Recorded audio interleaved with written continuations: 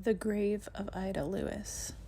According to New England Historical Society, over the space of 46 years, Ida Lewis faithfully kept the lamp lit at Lime Rock Light Station and rescued as many as 36 people from drowning. She was born on February 25, 1842, in Newport, Rhode Island. Her father was appointed lighthouse keeper at Lime Rock Light in Newport. 4 months after he moved his wife and 4 children to the small island in Newport Harbor, he suffered a debilitating stroke. 12-year-old Ida helped her mother tend the lamp in the short stone tower. They had to climb the tower, fill the lamp with oil at dusk and at midnight, trim the wick, polish carbon off reflectors, and put out the light at dawn. Ida rowed her younger siblings to school every day and brought provisions from town. She got so good at rowing it was said she could row a boat faster than any man in Newport. In the autumn of 1854, when she was 12, she saw 4 young men capsize their sailboat. She rowed out to rescue them and pulled them into her rowboat. That was the first of many rescues. Officially, she saved 18 lives during her years at Lime Rock Light. Unofficially, she saved 36. She made her last rescue at 63 when a friend fell overboard while rowing out to visit her. Her father died in 1872, and Ida's mother was appointed official keeper. When her mother died in 1879, the title went to Ida. Ida Lewis was best known for her rescue of 2 soldiers rowing across the harbor to Fort Adams during a snowstorm. A 14-year-old boy was with them to guide their way. The boat capsized in the rough water, and the boy disappeared, but the 2 soldiers clung to the boat. Ida and her younger brother then rowed out and saved the men. One soldier gave her a gold watch, and the soldiers at Fort Adams passed the hat and collected $218 for her. In July 1881, she received the Gold Life-Saving Medal from the U.S. Coast Guard because of her courageous rescue of 2 soldiers who fell through the ice. The news media began reporting on her heroics. She was called the bravest woman in America, and she met many of the famous people who summered in Newport, including President Ulysses S. Grant. Ida Lewis died of a stroke while on duty, October 24, 1911. All the bells in Newport Harbor tolled for her that night. The Coast Guard renamed Lime Rock Light the Ida Lewis Lighthouse in 1924, the only lighthouse named after a keeper. Now on the National Register of Historic Places, the Ida Lewis Yacht Club maintains it as a clubhouse. This is the Conjuring House in Rhode Island. This is where all the paranormal occurrences happened in the 70s, and then Ed and Lorraine Warren were brought in to investigate, and this inspired all the Conjuring movies. The old milk can here in Rhode Island. There's actually several milk cans and giant milk bottles throughout Rhode Island and Massachusetts. Some made into restaurants. This was like an ice cream window or something.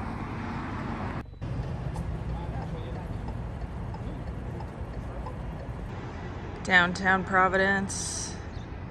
Here's what they call the Superman building. So this was the Providence National Bank, and they demolished it in 2005, and they had the idea to save the 1940s, front side, and then nothing ever happened with that project, and I know it sat just as a facade for many years, and then now it serves as a place to present art. So it's pretty cool that Providence has been able to keep it up. And then this is what the front looks like. I also accidentally parked where the French consulate's supposed to park. Oops. Here's a good view of what it looks like in the front. This was the home of H.P. Lovecraft, famous horror author who was born in Providence and apparently lived most of his life here. H.P. Lovecraft.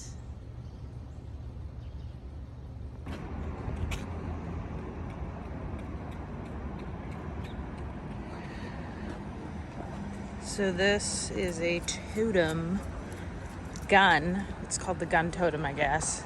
It's pretty cool. You can see all the different types of handguns, and there's revolvers, and very, Very neat.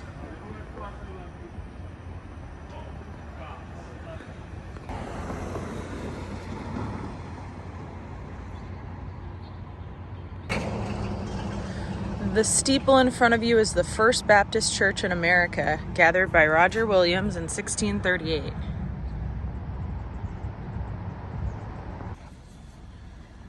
Edgar Allan Poe's girlfriend's house. Apparently, she promised to marry him if he would give up drinking, and he didn't. And then he died. And Roger Williams, the man of the hour.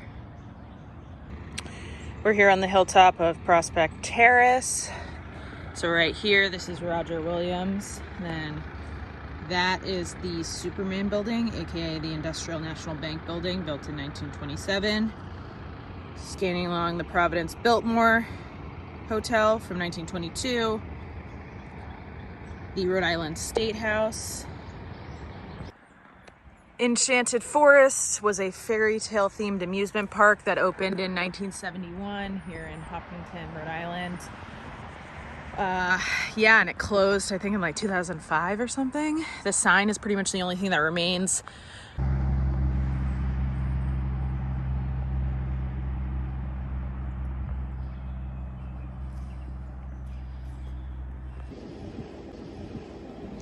We're here at Narragansett. These are the towers. So they were constructed in like 1883 as a part of the Narragansett Casino.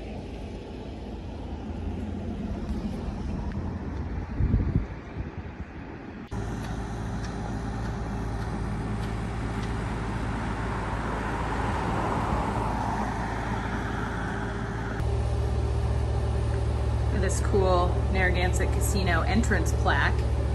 This is just, we are under the towers right now.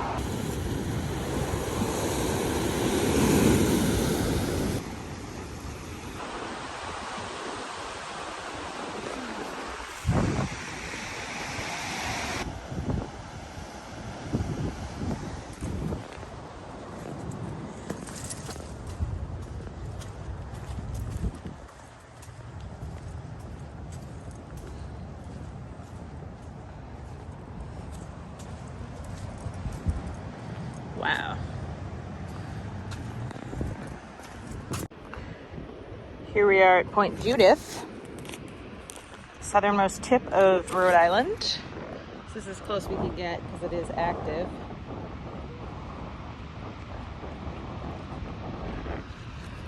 Let's see. White light, 5 seconds on, 2 seconds off. This is the best book ever, by the way. Highly recommend.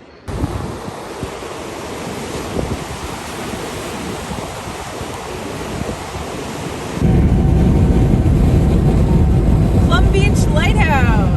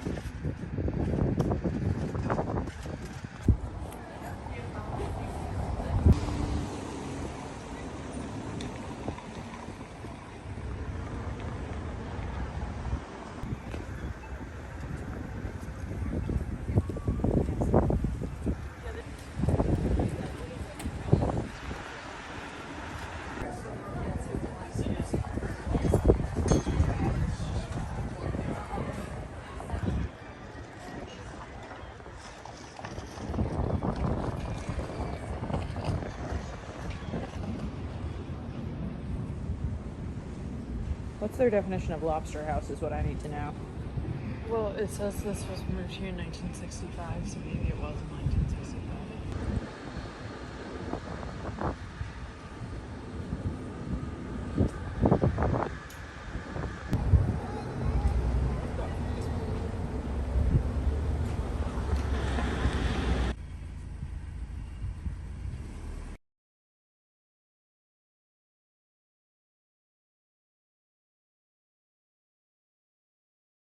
This is Rocky Point Park on Narragansett Bay in Warwick, Rhode Island. This was the Rocky Point Amusement Park, which opened in the 1840s and closed down in 1995.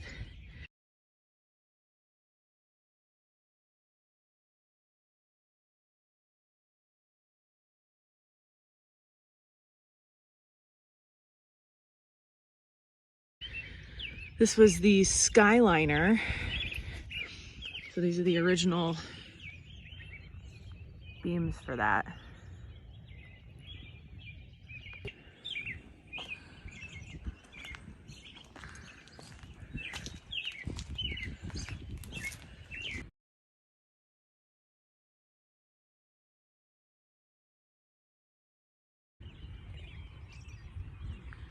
This is a giant archway.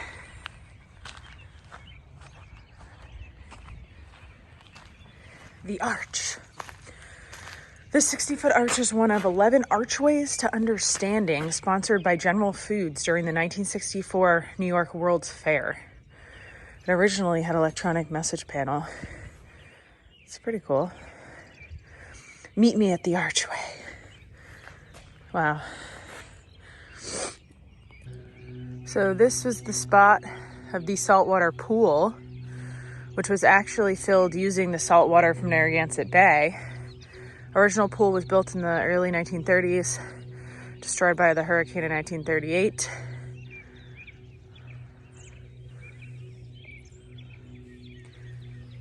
You even have, I wonder if this is blue paint left over from the pool.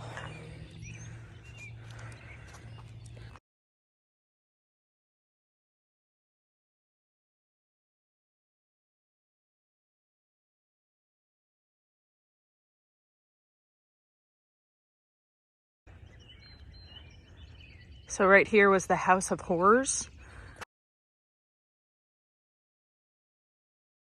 It says only the bravest of Rhode Islanders would enter into the dark House of Horrors, steeling themselves against the frightening sight of the giant bat, the torture chamber, the sawmill stunt, and the ride's most mysterious attraction, the Viking statue. So it first opened in 1963. People from all over came to view the gruesome sights inside. And then in the 70s, changed to the House of Horrors and one of New England's premier dark ride attractions. I love that.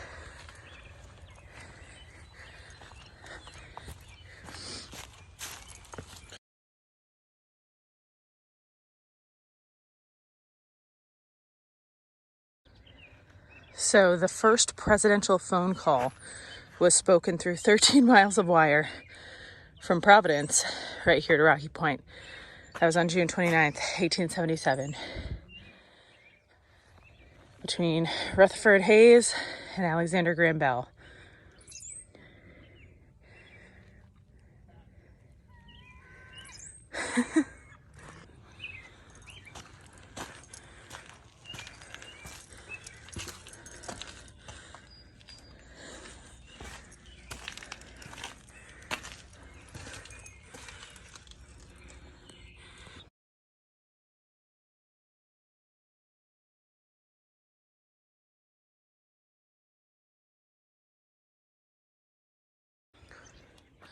This was the circle swing, which Harry Traver submitted a patent for in 1906. And looks like there was a similar swing suspended over the water of the pool. Check this out.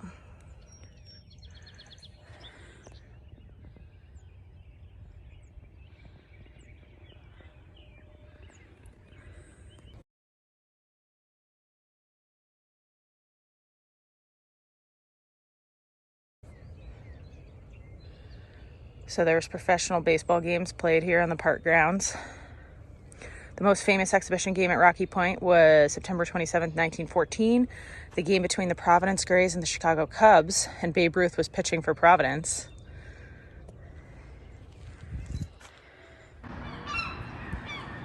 Newport, Rhode Island, the first street in the United States to be lighted with gas. 1805.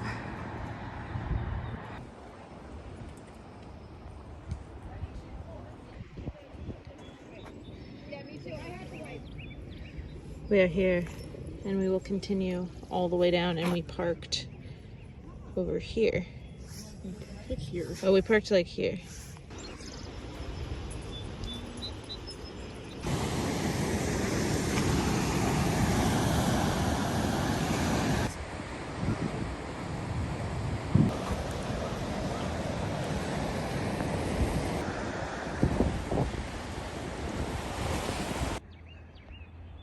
The marble house. And the Chinese tea house.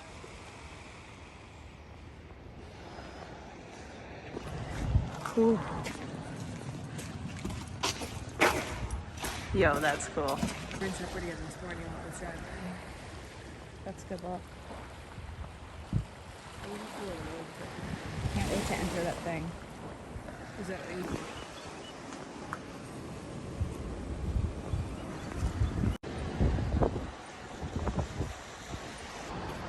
That's Rough Point Mansion.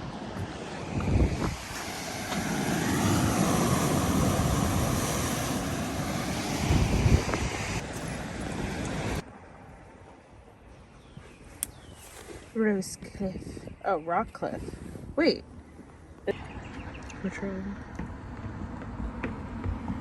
Quattro.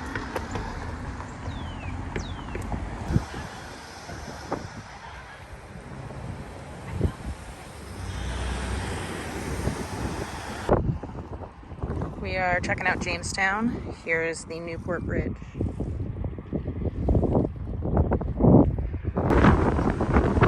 We're here at Beavertail Light, the third oldest light station in the nation.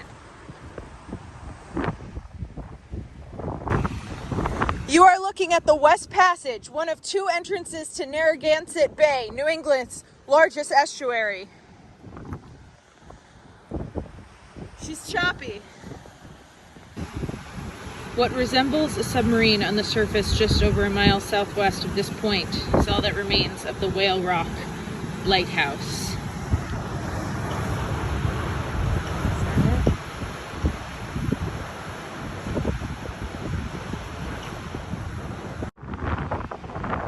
The museum is closed.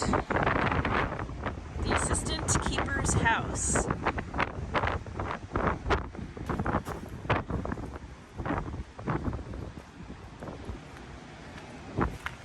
Let's see what this says.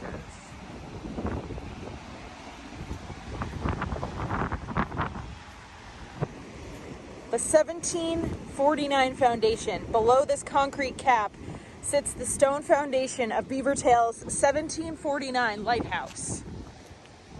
Look at this! Look how cool this is!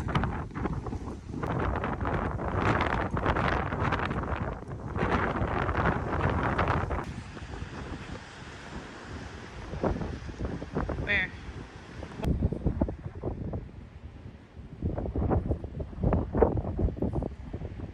Seven keepers. Amish is on an extinguisher light. You know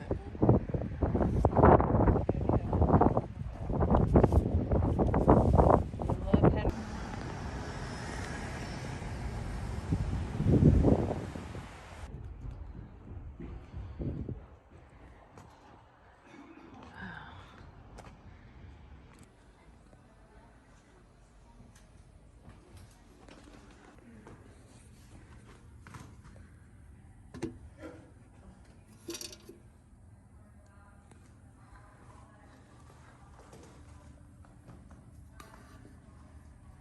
That's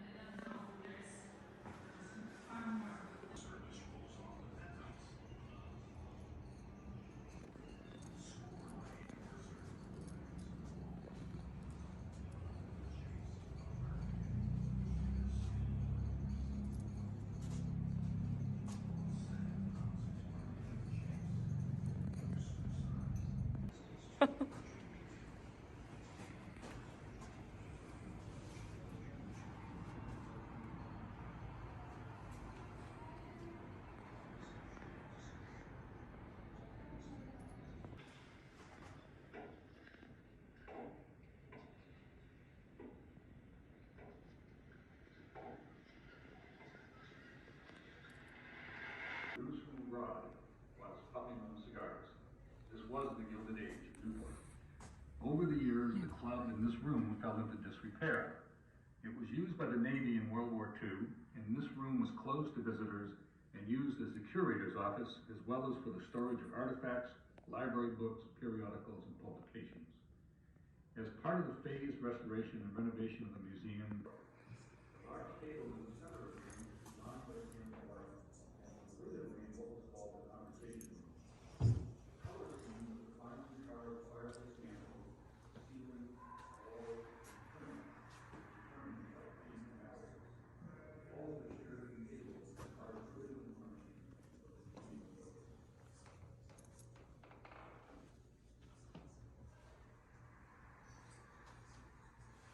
We're standing at the entrance to the Newport Library. The entire building was designed by the architect Enchanted Forest as a meeting room for exclusively. Look at the wall.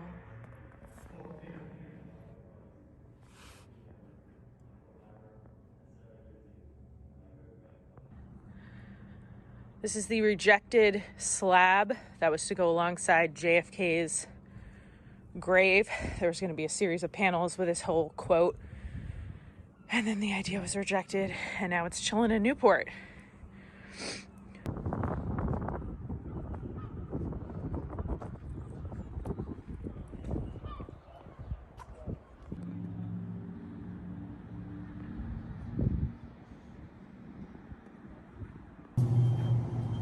Fall River, Massachusetts.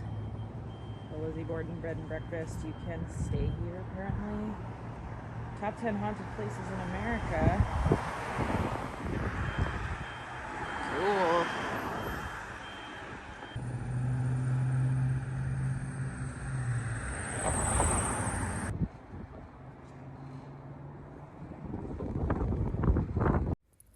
This is the grave of Mercy Brown. According to Wikipedia, the Mercy Brown vampire incident occurred in Rhode Island in 1892. It is one of the best documented cases of the exhumation of a corpse in order to perform rituals to banish an undead manifestation. The incident was part of the wider New England vampire panic. In Exeter, Rhode Island, several members of George and Mary Brown's family suffered a sequence of tuberculosis infections in the final 2 decades of the 19th century. Tuberculosis was called consumption at the time and was a devastating and much feared disease. The mother, Mary Eliza, was the first to die of the disease, followed in 1884 by their eldest daughter, Mary Olive, according to her gravestone. In 1891, daughter Mercy and son Edwin also contracted the disease. Friends and neighbors of the family believed that one of the dead family members was a vampire, although they did not use that name. This was in accordance with threads of contemporary folklore, which linked multiple deaths in one family to undead activity. Consumption was a poorly understood condition at the time and the subject of much superstition. George Brown was persuaded to give permission to exhume several bodies of his family members. Villagers, the local doctor, and a newspaper reporter exhumed the bodies on March 17, 1892. The bodies of both Mary and Mary Olive exhibited the expected level of decomposition, so they were thought to not be the cause. However, the corpse of the daughter Mercy exhibited almost no decomposition and still had blood in the heart. This was taken as a sign that the young woman was undead and the agent of young Edwin's condition. Her lack of decomposition was more likely due to her body being stored in freezer-like conditions in an above-ground crypt during the 2 months following her death. As superstition dictated, Mercy's heart and liver were burned, and the ashes were mixed with water to create a tonic and was given to the sick Edwin to drink as an effort to resolve his illness and stop the influence of the undead. The young man died 2 months later. What remained of Mercy's body was buried in the cemetery of the Baptist Church in Exeter after being desecrated.